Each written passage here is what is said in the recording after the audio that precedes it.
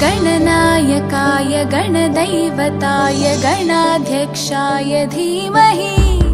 गुणशरीराय गुणमण्डिताय गुणेशानाय धीमहि गुणातीताय गुणाधीशाय गुणप्रविष्टाय धीमहि एकदन्ताय वक्रतुण्डाय गौरीतनयाय धीमहि गजेशानाय भालचन्द्राय श्रीगणेशाय धीमहि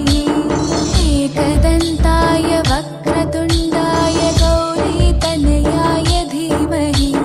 गजेशानाय भालचन्द्राय श्रीगणेशाय धीमहि गानचतुराय गानप्राणाय गानान्तरात्मने गानोत्सुकाय गानमत्ताय गानोत्सुकमनसे गुरुपूजिताय गुरुदैवताय गुरुकुलस्थायिने गुरुविक्रमाय गुह्यप्रवराय गुरवे गुणगुरवे गुरुदैत्यकलक्षेत्रे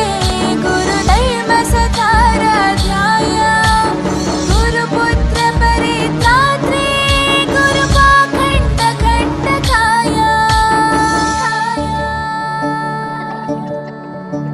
गीतसाराय गीततत्त्वाय गीतगोत्राय धीमहि